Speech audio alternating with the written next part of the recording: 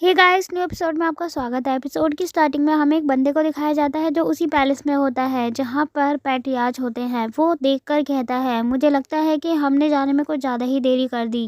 फिर हमें उसी पोर्टल को दिखाया जाता है जिसमें से वो सभी चैंसू को देख रहे होते हैं। चैंसू डीमन क्लैन के लोगों के सामने खड़ा हो जाता है। सुन चैंसू को देखकर कहता है, अचानक से ये लड़का सामने क्यों खड़ा हो गया? इसे तो भागना चाहिए डीमन क्लैन के लोगों से बचकर। लगता है ये खुद ही मरना चाहता है। वहीं जो दूसरा बंदा खड़ा होता है वो कहता है, मुझे भी ऐसा ही लगता है, लेकिन मुझे चैंसू कुछ ज़्यादा ही डेस्परेट दिखाई दे रहा है। तभी डीमन क्लैन के लोग चैंसू से कहते हैं, लगता है इस लड़के ने हार मान ली, तभी तो अब गिव अप कर रहा है। तभी चैंसू मुस्कुराता है और उन लोगों से कहता है, मैं तो तुम लोगों का टाइम बचा रहा था और सोच रहा था कि तुम लोग बच जाओगे, लेकिन अब तुम लोगों ने खुद ही फैसला कर लिया है मरने का। और इतना कहते ही वो अपनी पावर का यूज़ करने लग जाता है। तभी जो बंदा चैंसू के पीछे आ रहा होता है वो कहता है, मुझे लगता है कि ये लड़का डर के मारे पागल हो गया है, तभी ये नॉनसेंस वाली बात कर रहा है। तभी चैंसू को दिखाया जाता है, चैंसू एक सील बना लेता है और उस सील से उन डीमन क्लैन के लोगों के ऊपर हमला करने वाला होता है। अटैक से बचने के लिए डीमन क्लैन के लोग चौकन्ना हो जाते हैं। दूसरी ओर पेरिस में बैठे एक एल्डर को दिखाया जाता है। वो ये सब पोर्टल से देखकर कहते हैं, मुझे नहीं पता था चैंसू के अंदर इतनी ज़्यादा ताकत है। ये एक छोटा बच्चा ही है जो low level martial art skill जानता है, लेकिन इसके अंदर इतनी ज़्यादा अमेजिंग पावर होगी नहीं पता था मुझे। फिर हमें एट प्रिंस को दिखाया जाता है। वो ये सब देखकर कहता है, अरे वाह, तुम्हारे पास ट्रम्प कार्ड था, तुम उसका यूज़ कर रहे हो। डीमन क्लैन के लोग चैंसू को देखकर भागने लग जाते हैं। तभी चैंसू कहता है, मुझे लगता है तुम लोग भागने के लिए बहुत ज़्यादा लेट हो गए। और इतना कहते ही चैंसू उन लोगों के ऊपर अटैक करता है। जिस चीज़ से वो अटैक करता है उसकी वजह से वहाँ बहुत बड़ा धमाका होता है और जैसे ही धमाका हटता है वहाँ पर चैंसू आता है और चैंसू देखता है डीमन क्लैन के लोग वो बहुत बुरी तरीके से घायल हो चुके होते हैं और धमाके की वजह से वहाँ पर एक बहुत बड़ा गड्ढा हो जाता है। फिर से हमें पैलेस का सीन दिखाया जाता है। ये सब देखकर एक बंदा कहता है, चैंसू भाग नहीं रहा था बल्कि वो लड़ने की तैयारी कर रहा था। और एक लेडी कहती है, हमें इस बच्चे को पहचानने में बहुत ही ज़्यादा गलतफहमी हो गई।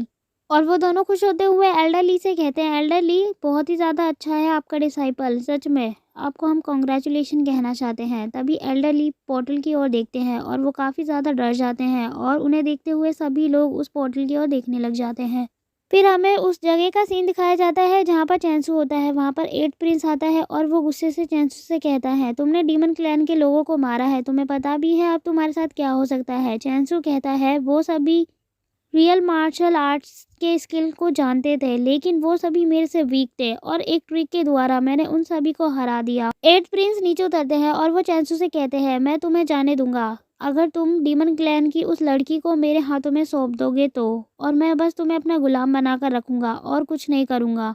उसकी बात सुनते ही चैंसू कहता है, जो तुम्हें कहना था वो कह लिया ना, अब मैं तुमसे कहना चाहता हूँ, तुम्हारे लिए बेहतर ये होगा तुम मेरे सामने घुटने के बल बैठ जाओ, और अगर तुम ऐसा करोगे तो मैं तुम्हें जिंदा छोड़ दूंगा और तुम्हें मैं टर्टल ग्रैंडसन बना लूंगा अपना।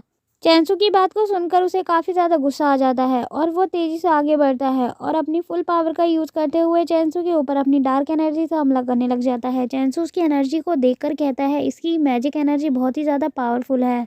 और ये बोलते हुए चैंसू उसके अटैक से बचने की कोशिश कर रहा होता है। फिर से हमें पैलेस का सीन दिखाया जाता है। लेडी ये सब देखकर कहती है, चैंसू को ऐसा नहीं करना चाहिए था, अब बहुत ही ज़्यादा मुश्किल लग रहा है कि चैंसू बच पाएगा। ये सब देखकर पैट्रियार्च कहते हैं, मुझे लगता है कि अब बहुत ही ज़्यादा देर हो चुकी है, अब यहाँ पर से एल्डर ली को तो जाना ही होगा अपने डिसाइपल की रक्षा करने के लिए। मैं आपसे आग्रह करता हूँ एल्डर ली, आप जल्दी से जाइए और जो कुछ हो सके वो कीजिए डिसाइपल को बचाने के लिए, और यहाँ पर वापस आइए जल्दी से उन डीमन क्लैन के लोगों को ख़त्म करके। एल्डर ली कहते हैं, हाँ आप ठीक कह रहे हैं, अब तो मुझे जाना ही होगा, मुझे मेरे डिसाइपल को बचाने के लिए।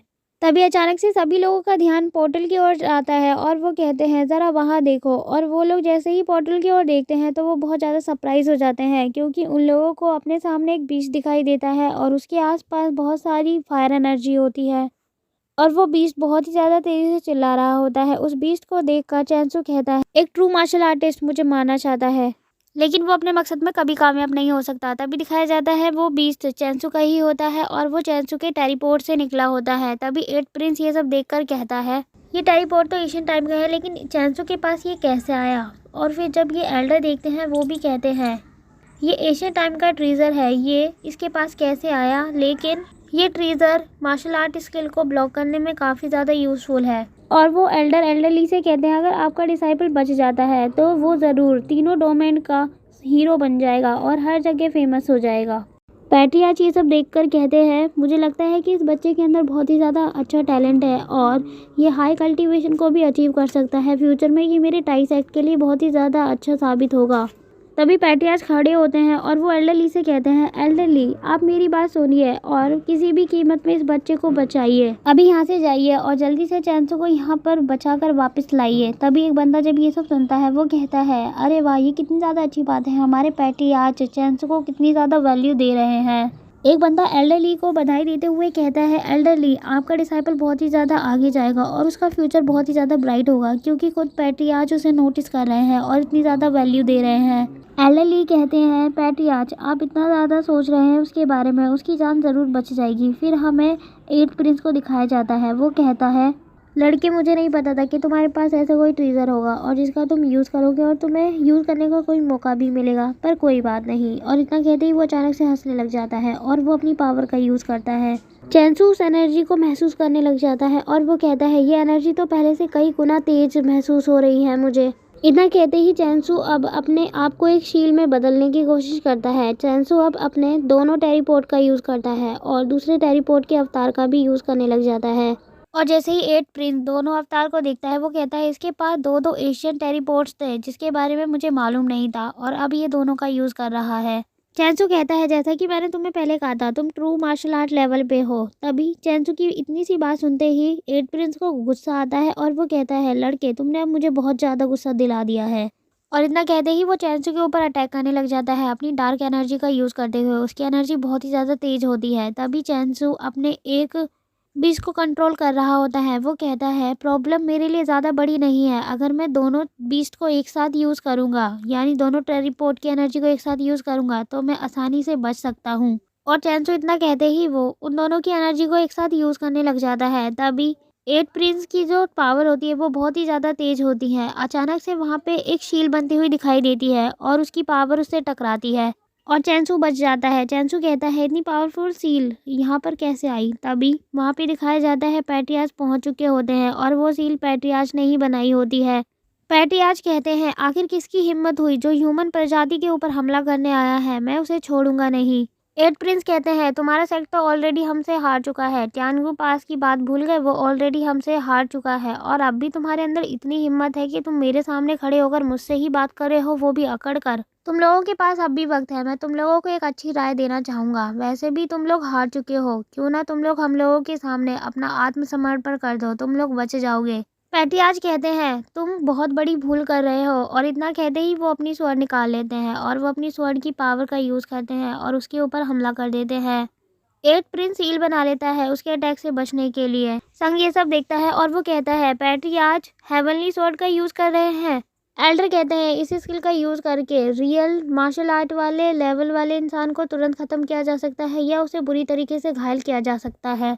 8 प्रिंस कहते हैं, ये बहुत ज़्यादा बुरा है, मेरी ट्रेनिकल पावर्स तो काम कर ही नहीं रही है, लेकिन कुछ भी हो मैं हार नहीं मान सकता। और वो ये कहते हुए अभी भी उस हेवनली स्वॉर्ड का सामना कर रहे होते हैं, लेकिन वो लाख कोशिशों के बावजूद उस हेवनली स्वॉर्ड के सामने टिक नहीं पाते और वो स्वॉर्ड उनके शरीर के आर पार हो जाती है। और इसके साथ ही एपिसोड यहीं खत्म होता है। थैंक्स फॉर वॉचिंग गाइस और कमेंट में बताएं आपको वीडियो कैसी लगी। अगर आप नेक्स्ट एपिसोड देखना चाहते हैं तो प्लीज़ हमारे चैनल को सब्सक्राइब करना ना भूलें और जल्द ही मिलते हैं हम आपको ऐसे ही अमेजिंग वीडियो में।